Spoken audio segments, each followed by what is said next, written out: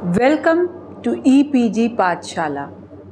I am Dr. Neeru Tandon from Department of English, VSST College, Kanpur. We are discussing paper on English language teaching, and this particular module on syllabus design, the theoretical portion, has been written by myself. Let us start with syllabus. When we start defining a syllabus, understanding a syllabus, there are some conceptual difficulties. Clarifying the concept of syllabus is extremely problematic. There seem to be as many definitions as the definers are there, each apparently covering similar grounds while containing various nuances and differences in emphasis. In general, a syllabus is an expression of opinion on the nature of language and learning. It acts as a guide for both teacher and learner by providing some goals to be attained. Famous names in this particular area are Hutchinson and Waters. They defined the syllabus as syllabus at its simplest level. A syllabus can be described as a statement of what is to be learned. This one phrase, what is to be learned, defines a syllabus from beginning till end. Now, what is to be learned? Who is going to decide? There are three stakeholders. Number one, student who is going to learn. Is he supposed to decide what is he going to be learned? The second one is teacher. Will he decide what a student is going to learn? Or the third and the important person who is behind the scene, that is syllabus maker. He is going to decide what teacher is going to teach and what learner is going to learn. So, it is very much clear that the basic framework, what is going to be learnt, is being decided by the syllabus designer. Teacher is supposed to follow that with certain variations, and student is supposed to learn whatever is being taught. So, Noonan refers to syllabus as a syllabus consists of list of content, that is, he just paid emphasis on list of content to be taught through a course of study. Key tasks for the syllabus designer are the selection of the items and their sequencing and integration. Again, two more important things are there. Sequencing of the content and integration.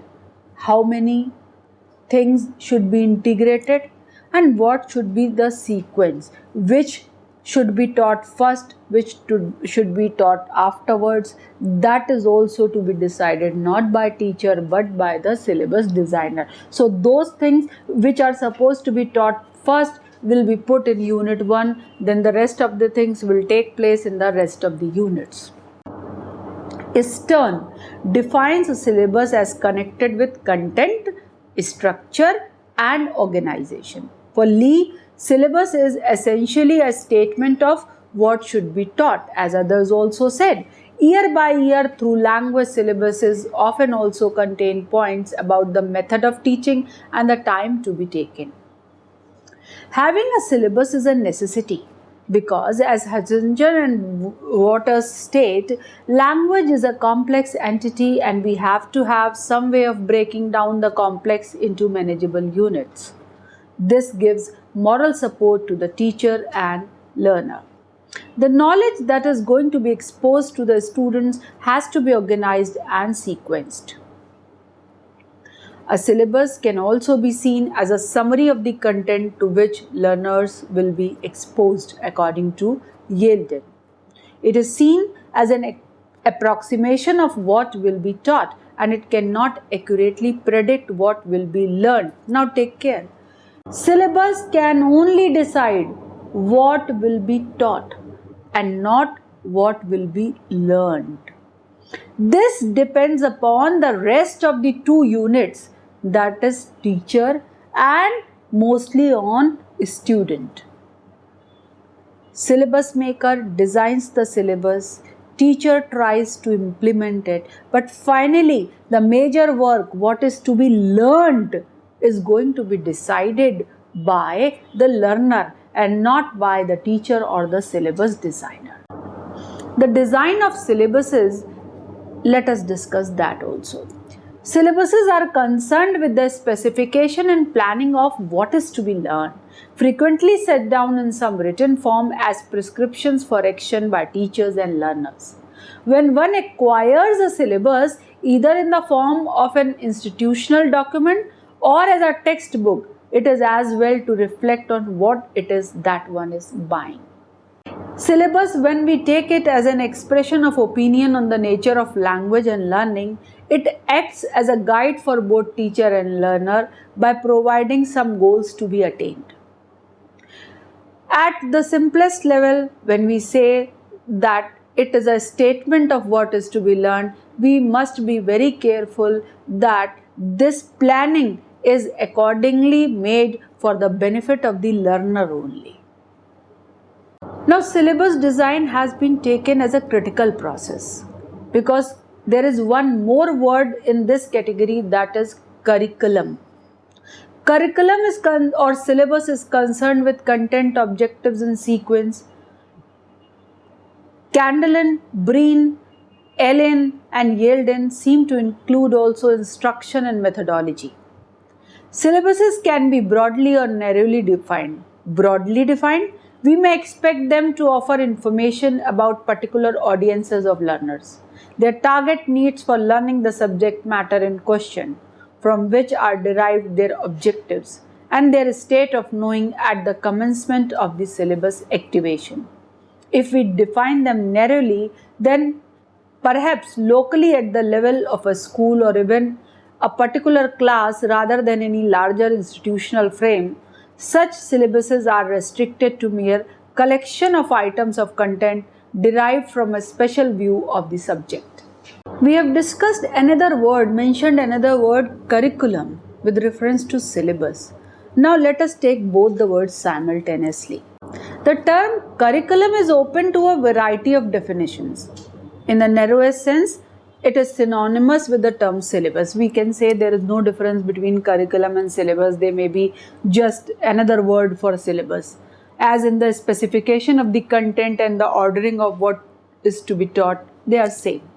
But in the wider sense, it refers to all the aspects of the planning, implementation and evaluation of an educational program.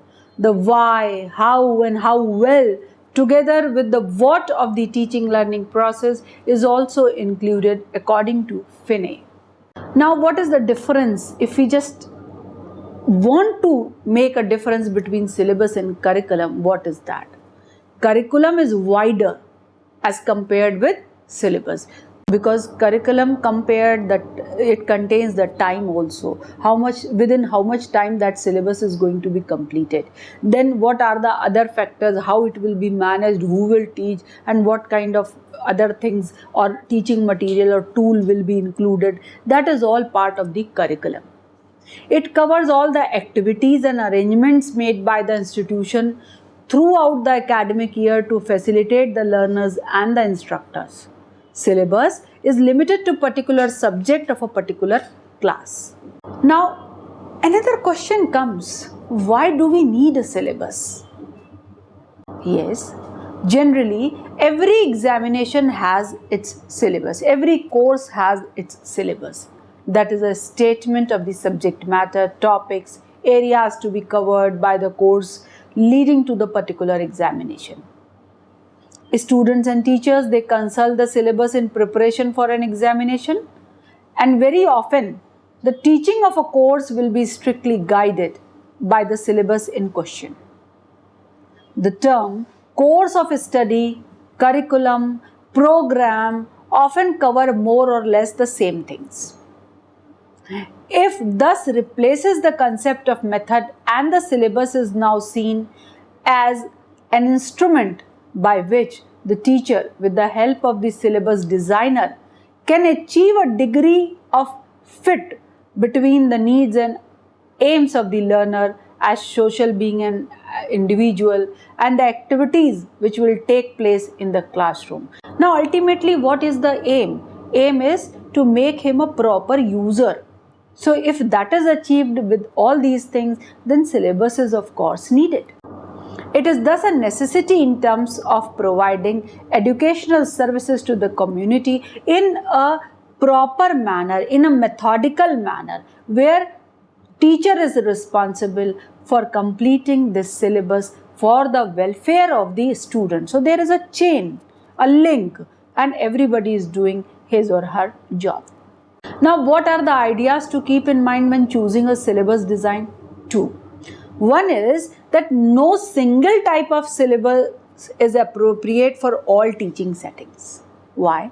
Because there is notional, functional, then situational, then different types of syllabuses are there. So it depends upon the course as well as upon the type of students that number of syllabus can be decided, just thought that they should be included. And then when choosing a syllabus design, one must take into account all the potential factors that may affect the teachability of a specific syllabus. Now, Harmer reminds us, syllabus design concerns the selection of items to be learned and the grading of those items into an appropriate sequence. And the major factors affecting the choice of syllabus are four. First, learnability. Whether whatever we are going to put it in the syllabus, is it learnable or not? If this is not the case, that whatever we have just put it for the sake of keeping it, and students are not in the condition to learn it. Suppose, for example, in the English language teaching course, if we just give in syllabus, compare and contrast one English book with one Spanish book. Nobody knows Spanish, neither the teacher nor the student. Then who is going to compare and how? So that is not the learnability, and that is not required also for ELT. So that is not the learnability. So learnability should be taken care of. Then coverage. Coverage of the syllabus, that it should cover the entire topic needed for this particular year. Then usefulness. Usefulness should always be decided keeping the student in mind, and the frequency. So all these four things are very, very important. Now, whenever we design a syllabus, the best syllabus should be according to certain parameters, like learner's age, background, and capability. What do we mean by that? Learner's age, learner's background, learner's capability. Suppose, whatever we are designing, whenever we are designing a syllabus, let us see what is the age group to which standard these students, these learners are from. What is the age? Like if you are designing the syllabus for 10 years old boys and girls, then it must be different from the adult learners' need, because their needs are different, their capabilities are different, their problems are different. Then their background. Are they for which area? Are you doing it for Uttar Pradesh or for Bangalore or for some other like rural city or any other city that way, rural portion? So if they are coming from rural area, their background is different. They have no knowledge, prior knowledge of base or the foundation of the English language. So if all of a sudden you give them a very deep knowledge of the subject and you just expect something great out of them, then it is not possible. So background must be taken into care. And then capability, of course. Then the second thing is the grading and the evaluation scheme. what is the scheme, like whether the paper will be objective or it will be subjective. If the subject is like humanities, then like language, English or Hindi, whatever it is, or any language for that matter. So if only objective paper will be there, then you will not be able to evaluate their writing skills, because language skills, all the 4 language skills are supposed to be judged and taught as well. So spoken English also should be judged. So for that you are supposed to keep viva.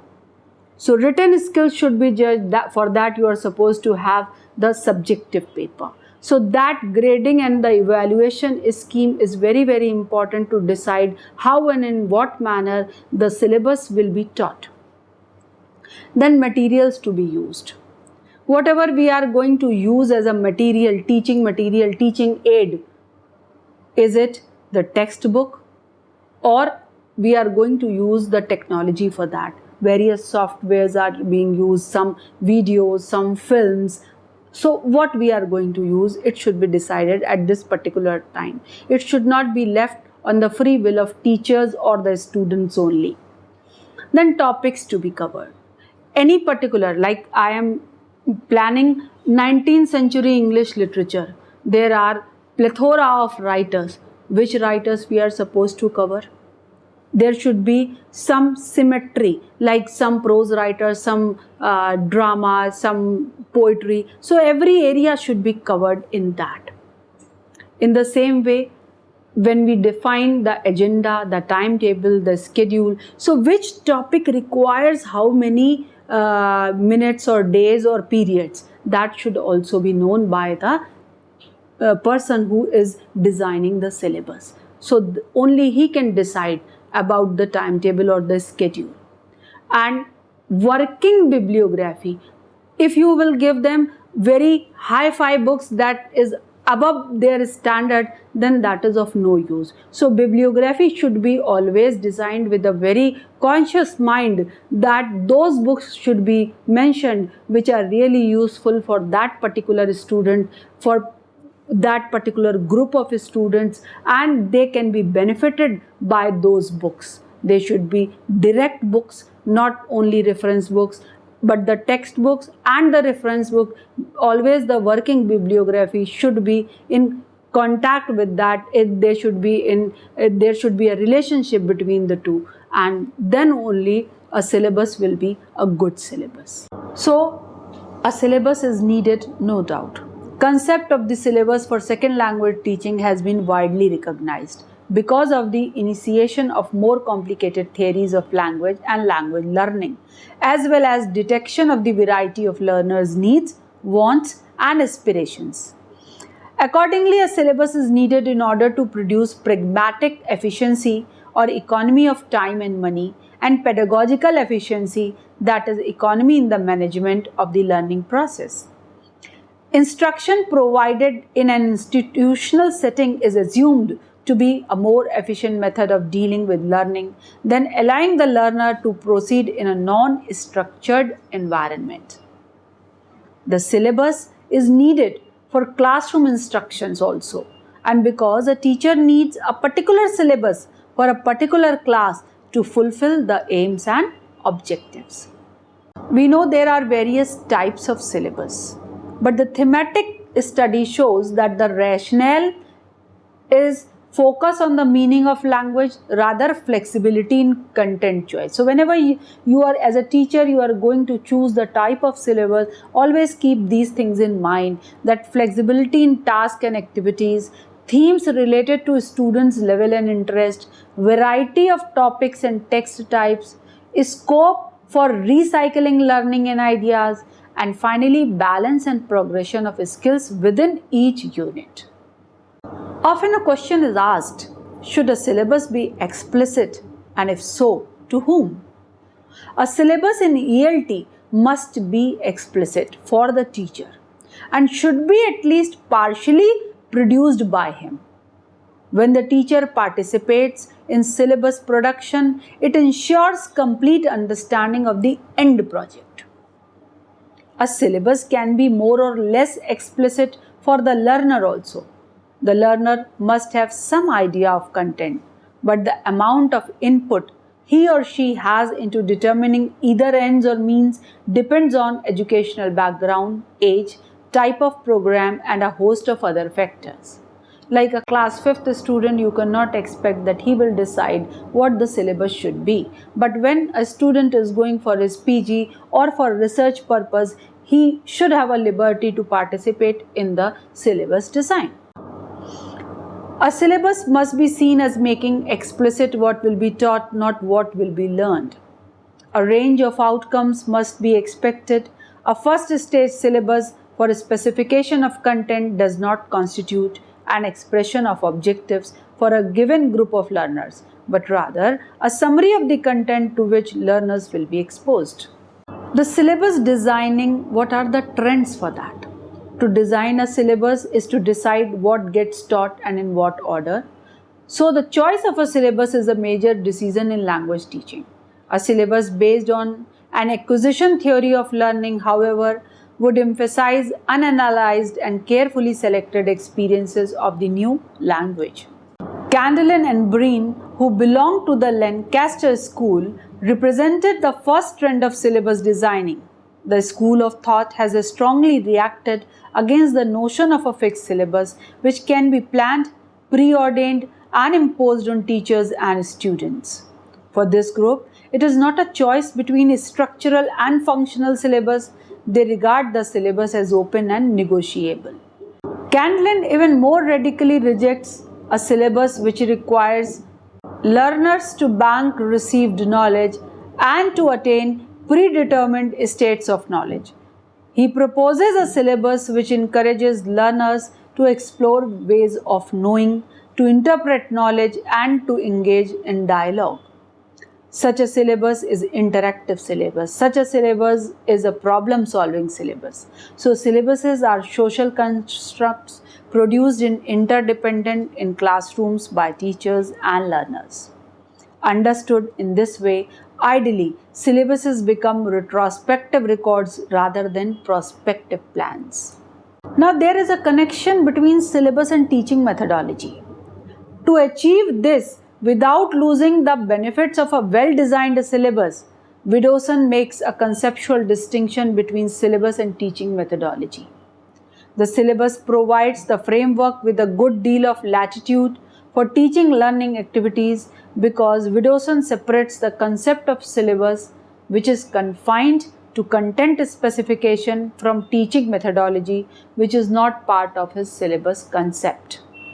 Now, even a syllabus can be evaluated, whether it is a good syllabus, whether it is a bad syllabus, whether it is a desirable syllabus, or whether it needs to be changed. So, syllabus is a shareable plan by definition and therefore opens to inspection and evaluation. Perhaps we would require our syllabus to be accessible and meaningful to anyone who is directly or indirectly concerned with its use. We would expect a syllabus to provide criteria for evaluation and to order subject matter in ways in which coverage can be checked. That is, there would be steps along the route at which we could evaluate progress and at which we could check the appropriateness of the plan itself. Now, when we create and reinterpret a syllabus, then as teachers, we may follow a pre-designed syllabus. Every teacher inevitably interprets and reconstructs that syllabus so that it becomes possible to implement it in his or her classroom. The basic boundaries are not changed, the strategies are changed, not the proper methodology or the content. Similarly, learners create individual learning syllabuses from their own particular starting points and their own perceptions of the language. Now, what are the suggested steps for planning a syllabus? Develop a well-grounded rationale for your course. Decide what you want students to be able to do as a result of taking your course and how their work will be appropriately assessed. Define and demarcate course content, that is, delimiting it. Structure your students' active involvement in learning. Then identify and develop resources. And finally, compose your syllabus with a focus on students' learning. So creating and reinterpreting a syllabus needs more attention. Although as teachers we may follow a pre-designed syllabus, every teacher interprets it. How? Suppose you are in your class and you want to reinterpret the syllabus according to whom? According to your capability, according to your free will, or according to the need of the students. Reinterpretation of syllabus always should be according to the capability of the students, need of the students, and how well it is going to benefit them. A learner's individual version of the route may harmonize with the teacher's version, which in turn may harmonize with the pre-designed plan. The classroom is therefore the meeting place or point of interaction between the pre-designed syllabus and individual learner's syllabus. This interaction will generate the real syllabus or the syllabus in action, which is jointly constructed by teacher and learners together. The pre-designed syllabus is therefore something of a paradox, for it serves to gradually render itself redundant. It is always replaced in its implementation by that syllabus which is jointly discovered and created in the classroom.